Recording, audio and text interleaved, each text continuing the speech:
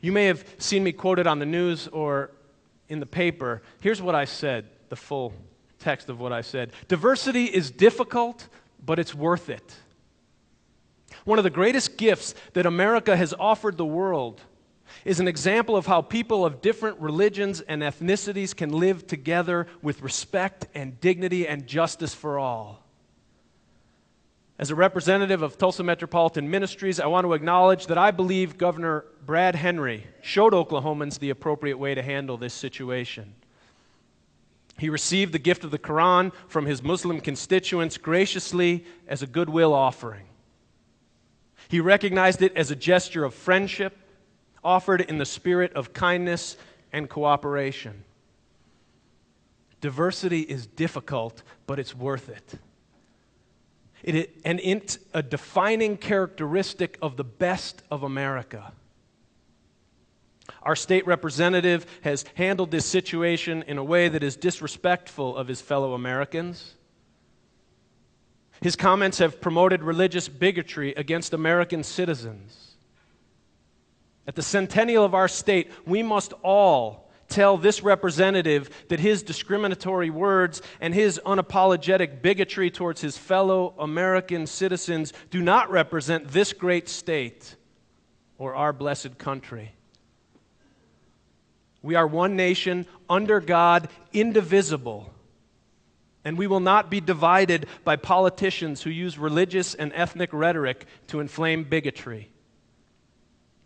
I'm honored today to stand with my Oklahoma Muslim neighbors who have proudly stood with this nation in good times and in bad, and who have publicly denounced violence in the name of their religion time and time again. These are people dedicated to peace and justice for all. God bless Oklahoma, and God help our legislators learn what it means to represent America and all her children. Now, you should have read the letters that I've received since all this happened. After reading the letters, there's no question in my mind that the words and deeds of certain legislators have both inflamed and promoted bigotry and hatred. Whether they meant it that way or not, that has been the result. One letter writer called me an antichrist, and then went ahead to quote chapter and verse of the Bible to explain how I was condemned by the Lord. Most of the letters contained hateful words about Muslims and about their religion. It made me realize all the more that when an elected official or a public figure speaks discriminatory words, it gives permission to other people to do the same. I believe that these people who have written these things to me feel ever more justified in their prejudices since they have heard a respected leader quoted as saying similar things. And that's why it is so important that public figures not discriminate. And if they are misquoted, that they need to clarify that they were misunderstood quickly and definitively. Now, I realize that if a person reads the Quran out of context, they can and take certain verses, it can appear to endorse violence. But the same is true of the Bible. And zealots in many religions in many eras have exploited scriptures to perpetuate their political agendas. Let's look at the Bible for a minute. If you've got one, just feel free to pull it out. Did you forget your Bibles this morning? We all know that it includes the commandment, thou shalt not murder.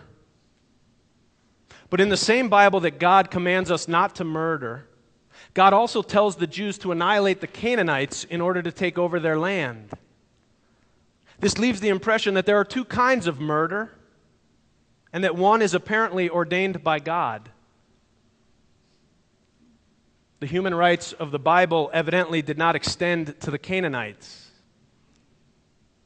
Reading the Bible literally makes it clear that killing and exterminating people is part of God's plan. In Deuteronomy chapter 7, verses 1 through 6, it reads, "When Yahweh, your God, has led you into the land you are entering to make your own, many nations will fall before you. Yahweh your God will deliver them over to you, and you will conquer them. Deal with them like this: tear down their altars, smash their standing stones, cut down their sacred poles, and set fire to their idols. For you are a people consecrated to Yahweh your God. Now, as we know, Moses never made it to the promised land. It was Joshua who led the Israelites to Canaan in 1200 before the Common Era, and he followed God's instructions to the letter. We read in the books of Joshua, chapter 8, verses 24, 25, and 28, and in chapter 11, verses 21 and 22, when Israel finished killing all the inhabitants of Ai in the open ground, and where they had followed them into the wilderness, and when all to a man had fallen to the edge of the sword, all Israel returned to Ai and slaughtered all its people. The number of those that fell that day, men and women together, was 12,000, all people of Ai. Then Joshua burned Ai, making it a ruin forevermore, a desolate place, even to this day. Then Joshua came and wiped out the Anakim from the highlands, from Hebron, from Dabir, from Anab, from all the highlands of Judah, and all the inhabitants of Israel. He delivered them and their towns over to the ban. No more Anakim were left in Israelite territory, except at Gaza, Gath, and Ashdod. End quote. For the next 2 centuries, the Israelites' holy wars continued under the leadership of people such as Gideon and Deborah and Samson.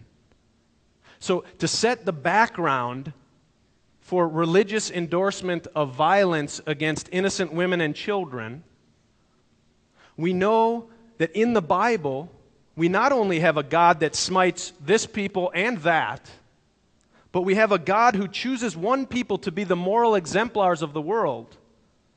And this God instructs those moral exemplars to kill and exterminate other people. Now let's skip ahead a millennium to the founding of Christianity. Jesus brings the world the teachings of if you are striked on the cheek, if someone strikes you on the cheek, you're not to fight back, but you are to turn the other cheek so the person can strike it as well. He emphasizes loving your neighbor as yourself and forgiving others. He explained, "Blessed are the peacemakers, for they shall be called the children of God." He's been called the Prince of Peace.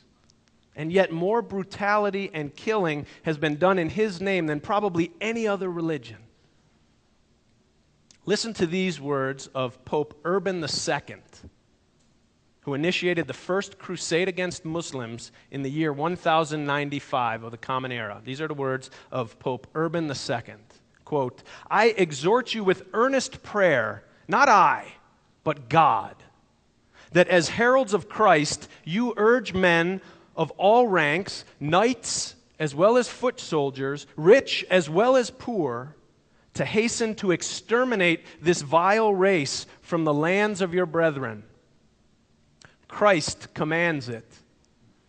And if those who set out to do so should lose their lives on the way, by land or in crossing the sea or in fighting the pagans, their sins shall be remitted.